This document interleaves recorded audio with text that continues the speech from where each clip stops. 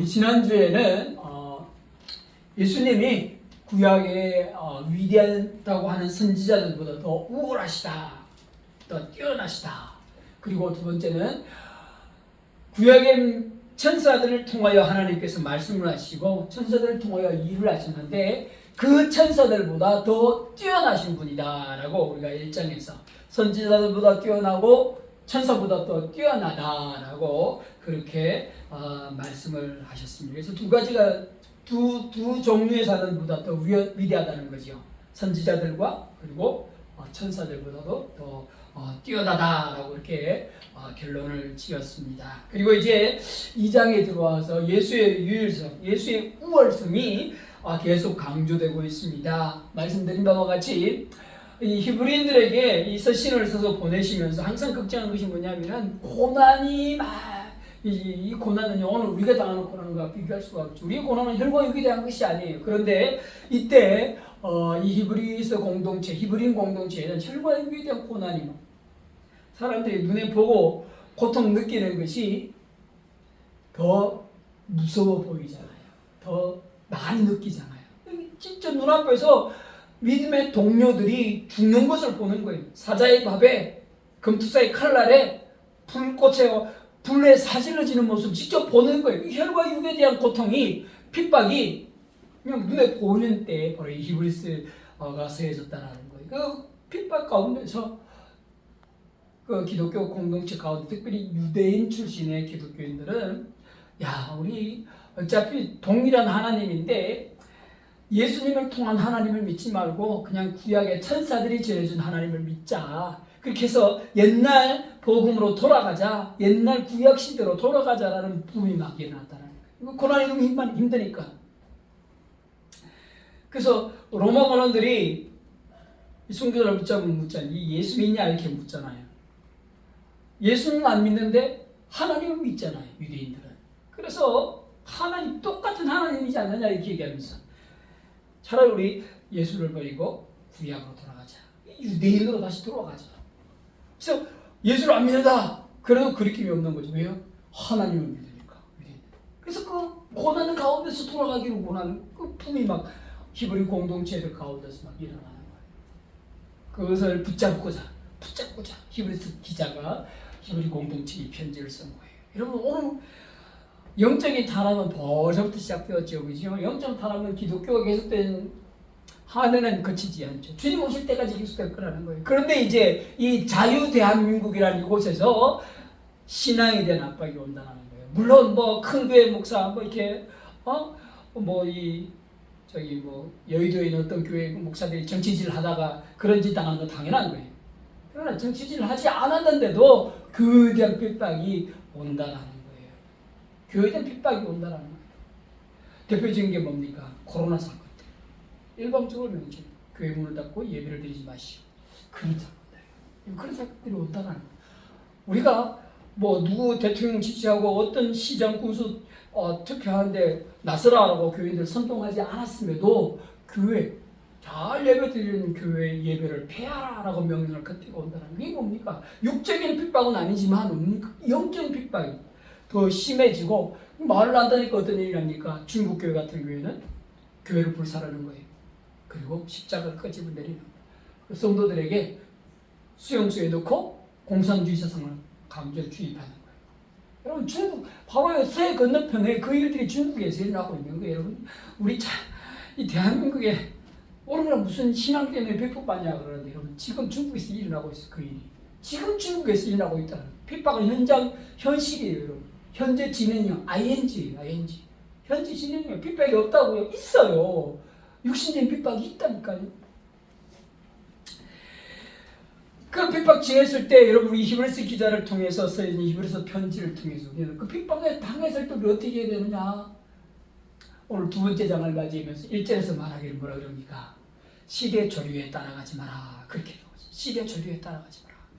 1절에 후반절에 이렇게 있죠. 우리가 헐러 떠내려가지 않도록. 헐러 떠내려간다는 말은 뭡니까? 비동적이에요. 시대 조류에 따라 그냥 지나가 버리는 거예요. 시대 조류에 따라 흘러가는 세상 풍조에 따라 흘러가 버리는 거예요. 쉽게 말해서 유행 따라 살아가는 거예요. 유행 따라. 유행 따라 살아가지 않도록 하기 위함이다. 그러니까 히브리서 기자는 핍박이 점했을 때 성도들은 히브리 공동체, 히브리 기독교인뿐만 아니라 모든 성도들은 어떻게 해요? 시대 조류에 흘러가지 말도록 해라. 여러분, 그 당시 헬라 시대 조류는 어떻게 합니까? 다 신교예요. 그리스 로마 신화에서 막 제우스, 포세이돈, 아폴론, 그래서 무슨 신, 잡신을 말하는 거예요. 그런데 기독교는 뭡니까? 오직 하나님만이, 오직 예수님만이 구세주다라고 얘기하면서 유일신을 얘기하는 거지. 그러니까 핍박이 오는 거죠. 그러니까 그냥 예수도 12 그리스 로마 신화의 신 중에 한 명이다 라고 인정해버리면은 그냥 시대 조류에 따라 흘러가는 거예요. 그러지 않고 어떻게 해요? 아니야! 예수만이 구세주이고 예수만이 우리를 천국으로 인도하신 분이다라고 얘기하는 순간 그냥 튀어나온 못이 망치를 맞잖아요. 그럼에도 불구하고 히브리서 기자는 오늘 핍박의 처음에서 어떻게 하라고요? 시대 조류에 흘렀던 날에 가지 마라. 시대 조류에 흘렀던 날에 가지 마라. 여러분, 오늘 젊은이들이 많이 시대 조류에 따라 흘러가요. 사실은요, 시대 조류에 떠내려간다. 이건요, 어쩌면 진보예요, 진보. 시대 조류에 안 떠내려간다. 이건 보수예요, 보수. 가장 보수적인 단체가 기독교고, 진보 싸움에서 가장 논리적으로 교회가 한쪽에 몰릴 수가 있는. 그게 진보적인 교회라고 하더라도, 복음을 접하는 순간 그 교회는 진보적인 교회 단체라고 하더라도 보수일 수밖에 없다는 거예요. 왜요? 2000년 전의 진리를 붙잡고 있으니까. 2000년 전의 진리를. 그래서 시대조류에 반응하지 않고 그냥 진리를 붙잡고 살아가는 젊은이들은 요즘 너무 없다는 거지요. 그래서 어떻게 합니까? 시대조류가 쫙 흘러가죠. 그러다 보니까 교회도 어떻게 해요? 교회도 시대조류에 따라 흘러가는 거예요. 그렇죠? 교회도. 오늘 히브리서 기자는 어떻게 합니까? 시대 조류에 따라 흘러가지 마라. 시대 조류에 따라 흘러가지 마라. 믿음과 신앙에 관해서는요, 보수예요, 보수 여러분. 오늘도 계속해서 2절과 3절을 보면은 전해받은 바, 예수를 통하여서 전해준 자들의 전해들은 바 복음을 붙잡으래요. 그 전해들었다라는 거죠. 이 역사를 통하여 전해들었다. 이걸 전해드는 걸 붙잡는 건 뭡니까? 구시대와 동유다라는 거예요. 구시대와 우리 세대로 얘기하면 뭡니까? 옛날 걸 그대로 잡고 있어라. 그런 얘기예요. 전해들은 그대로 있으라는 얘기예요. 시대적으로 흘러가지 말고. 어디 나옵니까? 3절 우리가 이같이 큰 구원을 당하니 어찌 복음을 피하려고 그 구원을 처음에 주로 말씀하신 바요 들은 자들이 우리에게 확증한 바 주님께서 말씀하시고 주님께 말씀받아 전해주고 그 전해 것을 우리가 들었다. 이게 뭡니까? 옛날 들은 걸 또 계속 전해 들었다라는 얘기예요. 그리고 2절은 천사들을 통하여 하신 말씀, 이거 구약을 얘기하는 거거든요. 구약이 전해든 말씀들 지금 붙잡고 있다는 게 뭡니까? 시대 조류가 흘러가지 마라.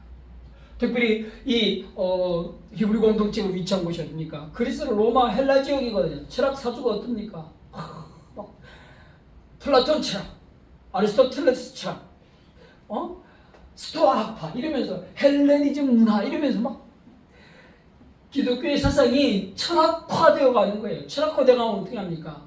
삶 가운데 믿음이 사라지는 게 아니라 그냥 가만히 앉아서 생각하는 철학이 되는 거예요. 사상이 되는 거예요.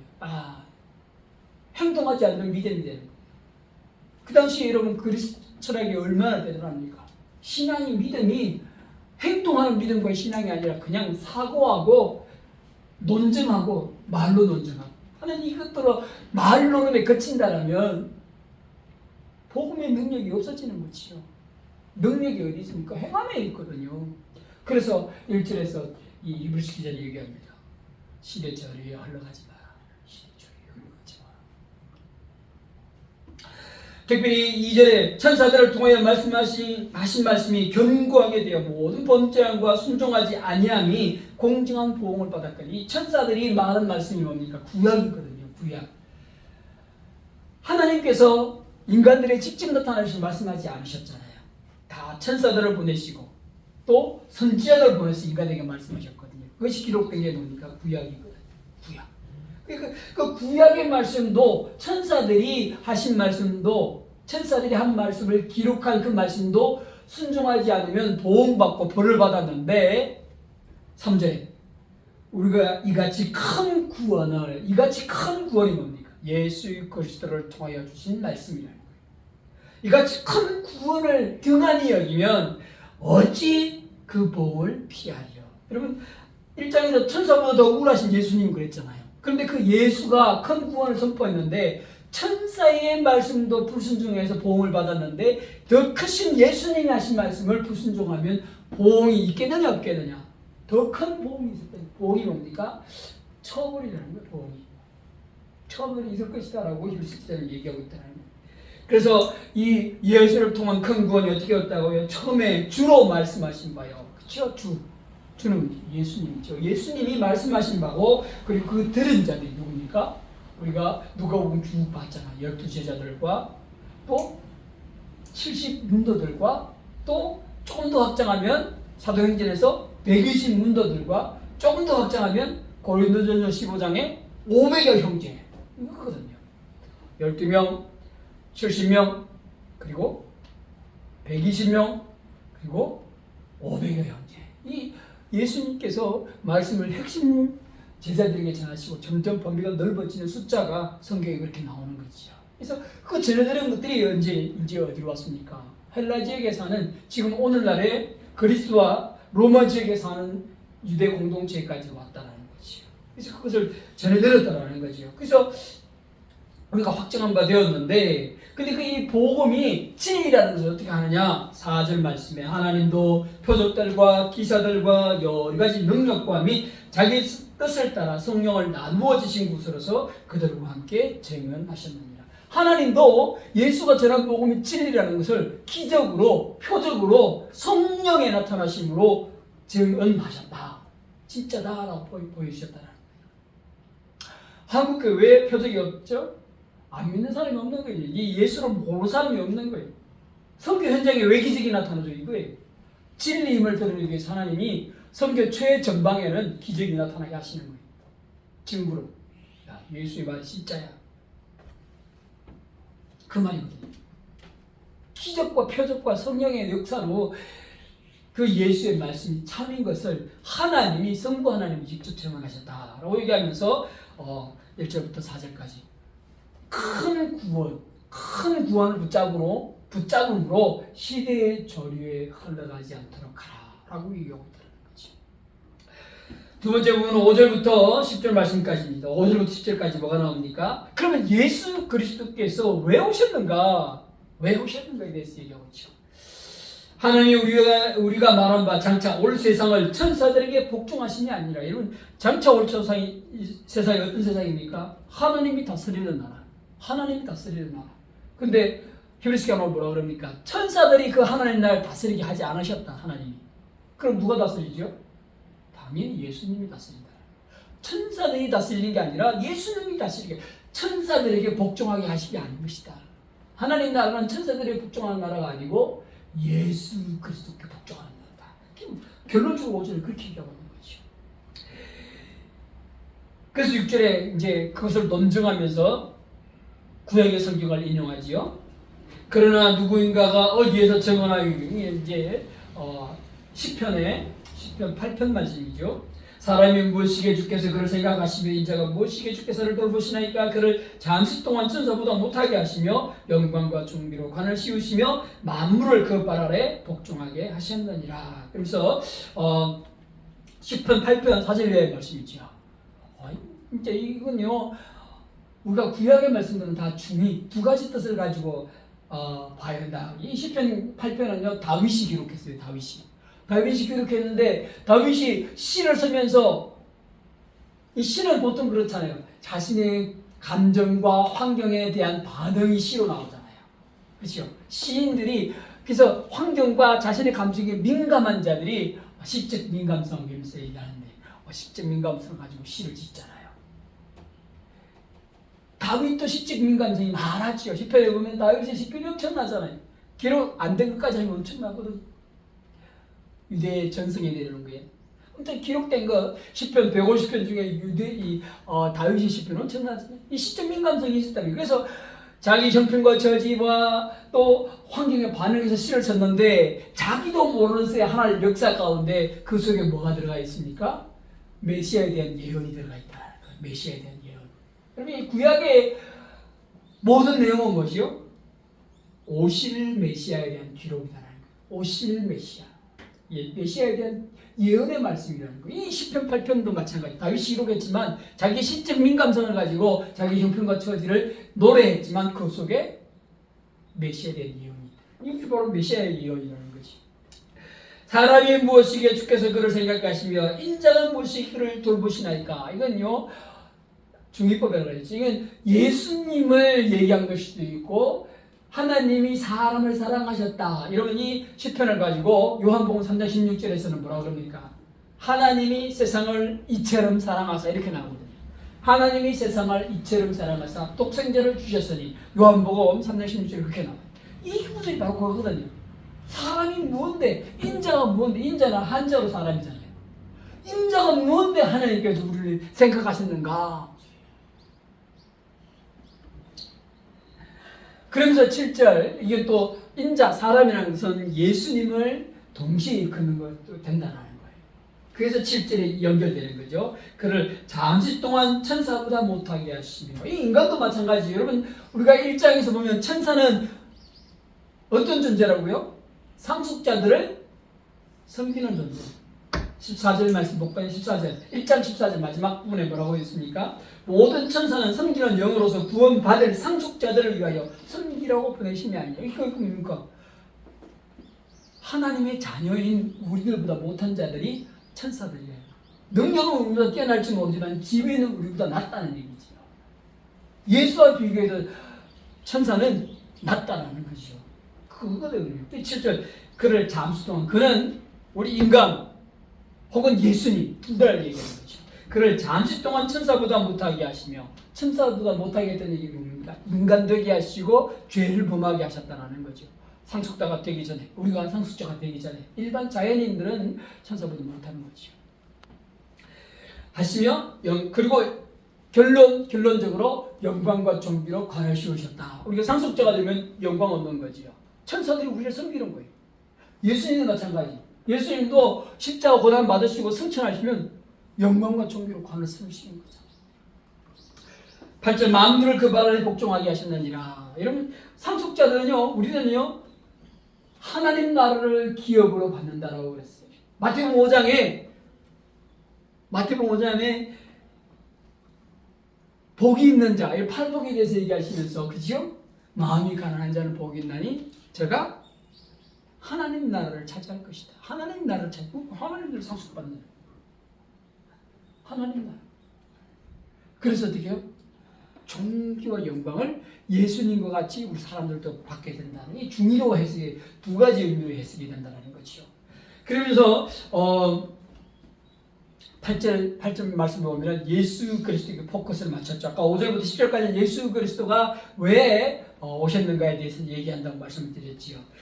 8절에 후반절에 보면 만물을 그 발 아래 복종하셨느니라 하였으니 만물로 그에게 복종하게 하셨은즉 복종하지 않은 것이 하나도 없어야 하겠으나 지금 우리가 만물이 아직 그에게 복종하고 있는 것을 보지 못하고 있다. 그렇죠? 아직 2000년 전에도 주님께서 예언하신 만물이 예수께 복종할 것이다 라고 했는데 2000년 전에도 오늘 2000년 후 오늘 우리가 지금 살아가는 이때에도 만물을 아직도 여전히 주님께 복종하지 않고 있다는 거예요. 사단의 권세 가운데 있는 자들도 있다는 거죠. 보지 못하고 9절 오직 우리가 천사들보다 잠시 동안 못하게 하심을 입은 자, 이건 예수를 얘기하는 거죠. 잠시 동안 천사보다 못하게 입은 자,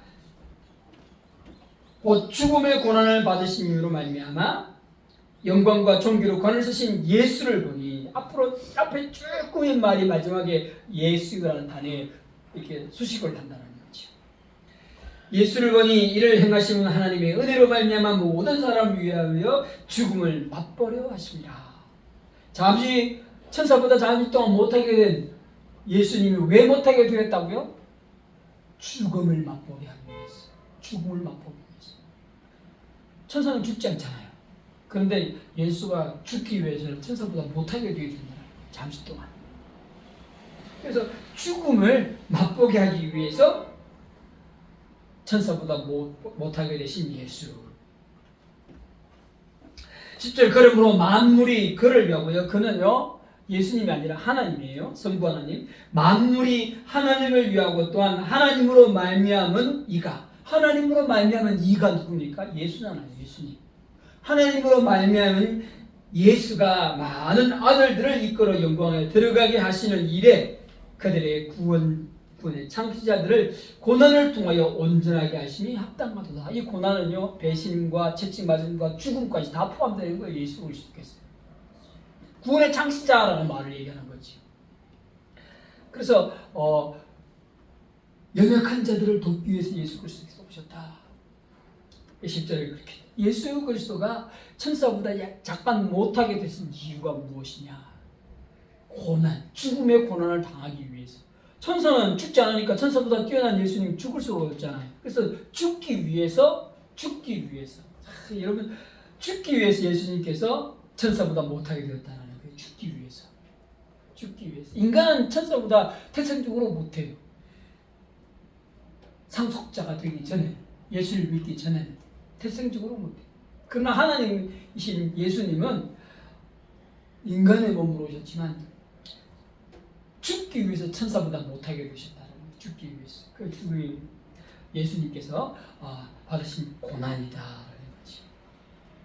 11절부터 18절까지는 그죠? 왜 그러면 주님께서 그렇게 하셨느냐? 그래서 14절까지 11절부터 14절까지는요.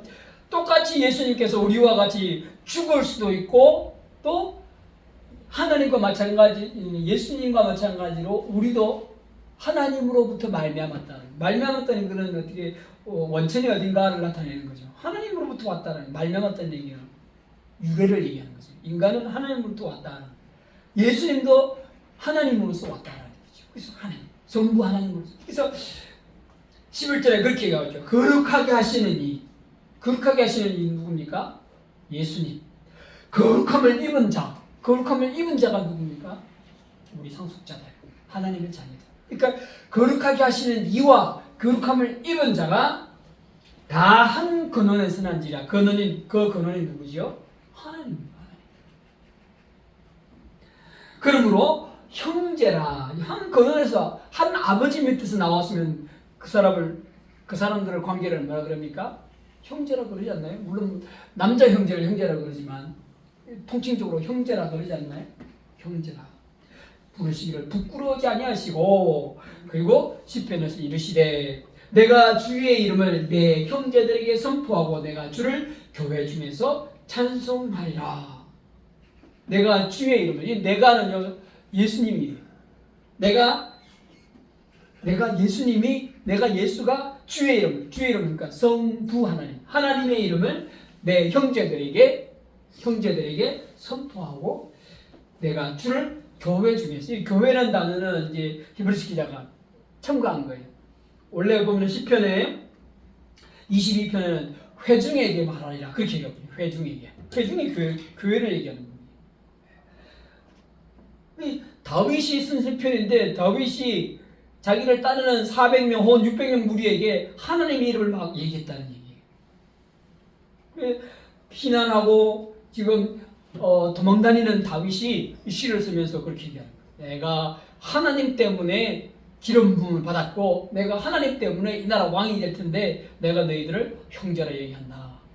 여러분 혁명의 동지잖아요. 그게 형제가 되는 거예요. 그것이 중의법으로 오늘 우리에게 그대로 적용된다. 그러면서 또 13절에 또다시 내가 그를 의지하리라 하시고 또다시 볼지어다 나와는 뭡니까? 예수님 하나님께서 내게 주신 자녀 그렇죠? 나와 하나님께서 내게 주신 자녀 그렇죠? 이것이 동류다 형제다. 14절 자녀들은 혈과 육을 속하였음에 그도 또한 같은 모양으로 혈과 육을 지니심은 죽음을 통하여 죽음의 세력을 잡은 자 곧 나귀를 멸하시기 위해서. 아까 5절부터 10절까지는 예수님께서는 죽기 위해서 오셨다. 천사보다 못하게 되셨다라고 얘기하고, 그러면 왜 죽음을 당하시려냐? 혈과 육을 가진 우리와 한 형제가 되기 위해서 죽으셨다라는. 좀 어렵습니까? 쉽지요. 죽음을 통하여 죽음의 세력을 잡은 자 곧 마귀를 멸하시기 위해서 우리와 같이 죽으셨다가 예수님이 그냥 우리처럼 죽으면 사라지는 것이 아니라 오히려 그 죽음을 이김을 보여주면서, 사망한 이 쏘는 것이 어떠냐? 바울이 막 고린도전서에서 쓰기를 사망을 막 비난하고 조롱하고 막 사단을 막 조롱하는 모습이 바로 그 고린도전서 15장에 나오거든요. 사망은 이 쏘는 것이 어떠냐? 사망은 힘을 잃었다. 막 사망에 대해서 막 비난하고 조롱하거든요. 왜냐하면 우리는 그런 자격이 있는 거예요. 사망에서 해방되었으니까. 그거거든요. 이 예수 그리스도의 죽음에 놓여진 것은 그 죽음을 이기고 극복함을 보여주기 위해서 죽으셨다는 거예요. 그래서 그 죽음이 사단 마귀를 대표하는 힘이고 권력이고 사단의 최고의 무기라는 거예요. 그리고 그것이 사단의 최고 무기가 꺾어지니까 이제 사단의 우리에게 덤빌 수가 없다는 거예요. 왜요? 예수가 우리 편이고 성령이 우리 편이고 우리가 덤빌 수가 없다. 자연인은 상속자가 되지 못한 하나님의 자녀가 되지 못한 일반인 사람들은 사단에게 덤빌 수가 없지요. 필연적으로 사단에 놓이다. 15절 또 죽기를 무서워함으로 한평생 매어 종노릇하는 모든 자들을 놓아주려 하십니다. 이게 뭐예요? 어디에 종노릇합니까? 사망의 종노릇합니다. 내 말 안 들으면 죽일 거다라는 사단의 종노릇하는 거예요. 사단의 종. 거기서 놓여지게 해주신다. 뭘 때문에요? 사망, 죽음을 예수님께서 깨뜨리시고 예수를 믿는 자는 그 죽음을 돌파하는 거예요. 죽음을 돌파하는 거예요. 그래서 우리가 에베소서 나중에 9장에 가면 한 번 죽는 것은 정한 것이다. 누가 정했죠? 하나님 정한 법칙이에요. 죄를 범했기 때문에. 그렇죠? 히브리서 9장에 그렇게 얘기하고 있어요. 한 번 죽는 것은 하나님께서 정한 것이다. 왜? 죄를 범했기 때문에. 그러나 이후에 생명으로 부활한다라고 히브리서 9장에 그렇게 얘기하고 있어요. 그 부활이 뭡니까? 죽음을 극복하고 뚫는 거예요. 돌파해내는 거라는 거죠.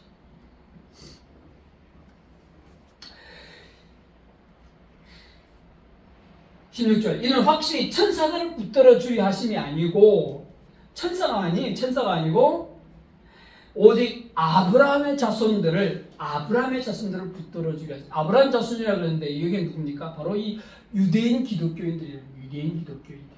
혈통적으로 아브라함 후손이잖아요.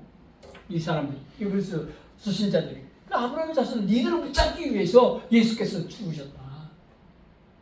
천사들을 구해주려고 하는 것이 아니라 너희들을 구해주기 위해서 예수님이 돌아가셨다. 십자가 지셨다. 죽음에 놓이셨다. 그렇게.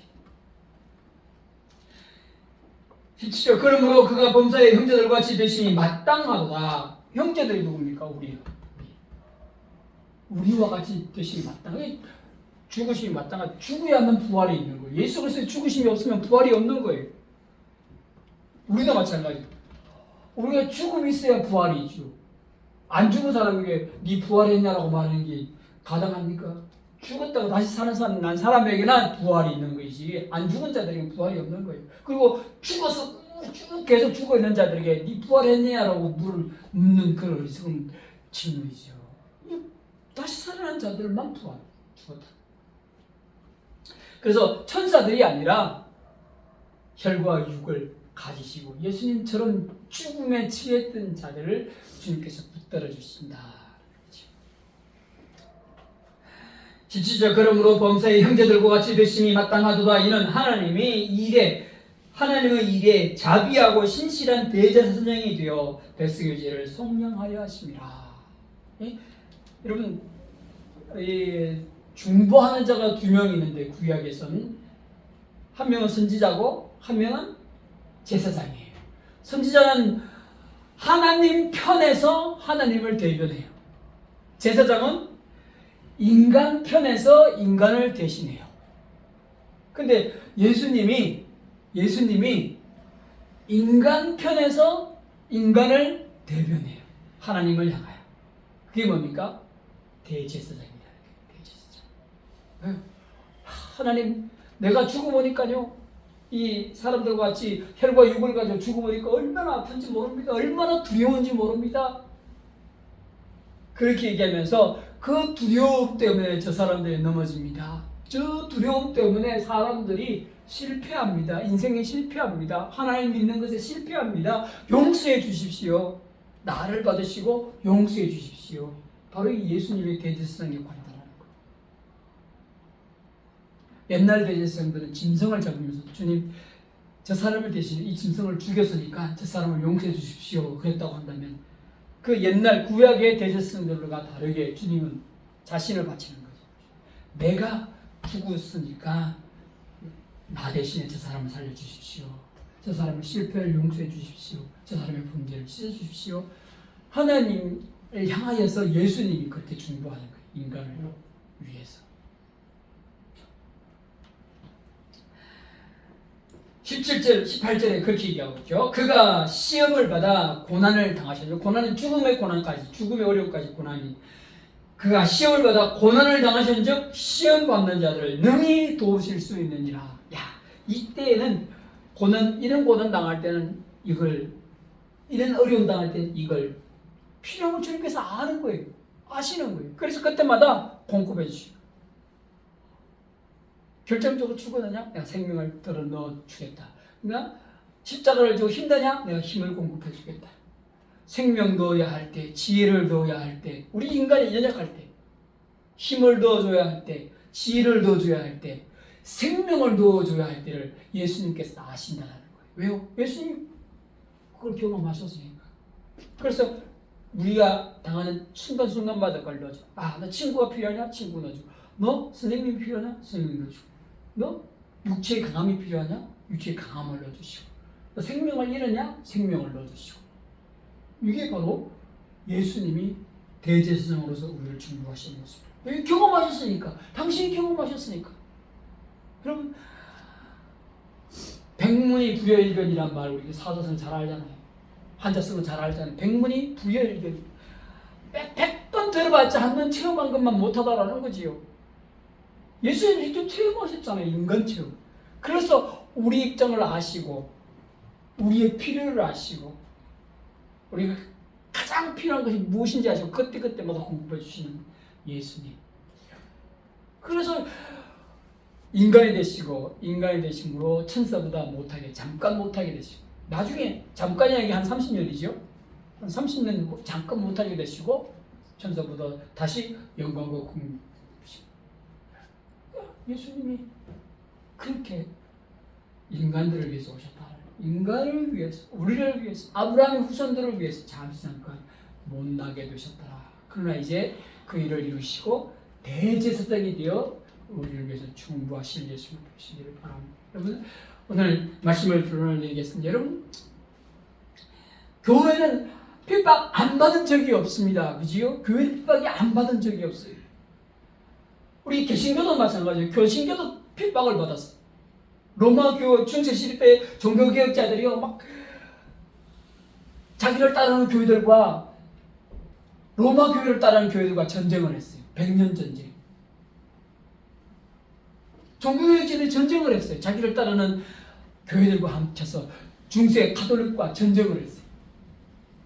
그래서 이 얻어낸 조약이 웨스트팔렌 조약이에요. 제가 우리 준혁의 카톡방에 올렸는데 그 역사에 그렇게 써놨잖아요. 웨스트팔렌 혹은 웨스트팔렌. 영어로는 웨스트고 독일어는 베스트예요. WE는 웨스트팔렌죠. 베스트팔렌죠. 30년 전쟁, 100년 전쟁을 끝내고 조약을 맺어서 신앙의 자유를 드디어 허락을 했어요. 허락받았어요. 로마 교황. 허락이라는 우리 신앙의 자유를 얻을 수가 있어요. 개인의 선택에 따라 개신교를 믿을 수 있고 로마 교회를 믿을 수 있다라고. 그제서야 피를 흘려서 투쟁을 해요. 여러분 30년 동안 전쟁을 30년 동안. 요즘 어느 나라에 30년 동안 전쟁합니까? 우크라이나에 지금 3년 전쟁했는데 얼마나 죽고 얼마나 다쳐요. 근데 30년 동안 죽었어요. 30년 동안 전쟁을 했어요. 그래서 투쟁에서 얻은 것이 우리 개신교예요. 개신교. 그래서 어떻게 해요? 교회의 독립성은 반드시 지켜져야 한다라는 거예요. 교회의 독립성은 반드시 지켜져야 해요. 종교 정치해서는 안 되는 거예요, 여러분. 로마 교황 정치하다가 교회가 두 조각 났지 않습니까? 여러분, 교회 두 조각 납니다. 정치하면. 정치 목사들 다 사표 내라고 해요.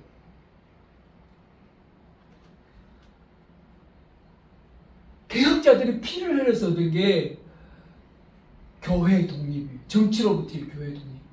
정치로부터의 교회의 독립. 여러분, 이때에도 마찬가지예요. 이때도. 그럼 교회는 핍박받느라 정신 없어서 정치 뭐 한 적 없었다고 말할 수 있겠지만 이때까지만 해도 여러분 어떻게 해요? 신앙을 위해서 목숨을 버렸어요.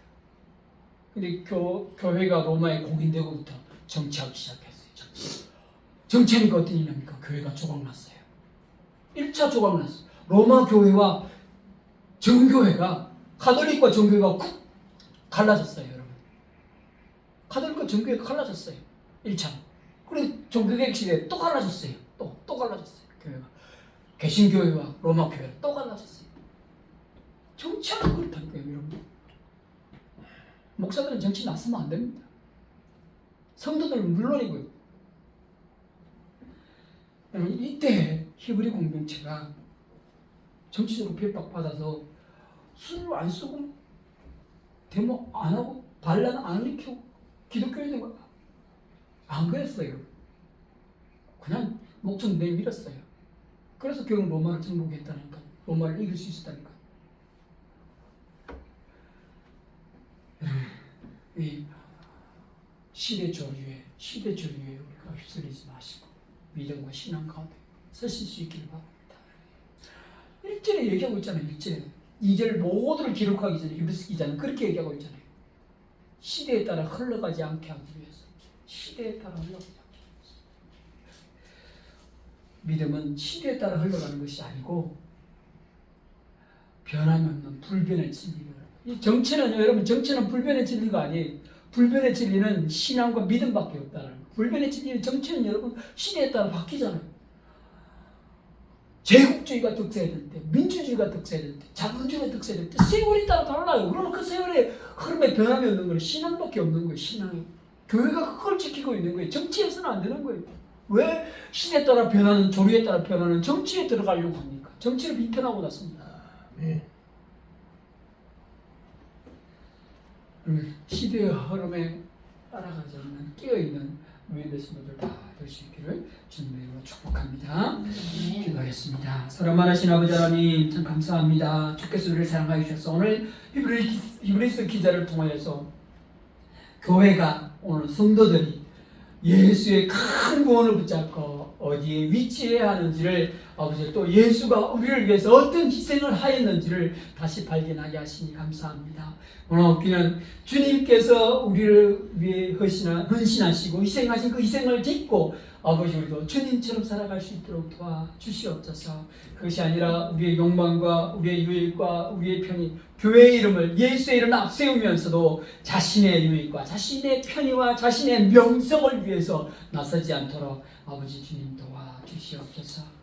주님을 위해서 묵묵히 헌신하고 충성하며 목숨을 바치는 귀한 종들 주님 기억하여 주시사 아버지 역사의 부침 가운데서도 변함이 없는 진리의 말씀들이 우리를 온전히 주장케 하여 주시옵소서. 감사하고 예수님의 이름으로 기도하옵나이다. 아멘. 왕이 오시면 찬양하며 성금하겠습니다.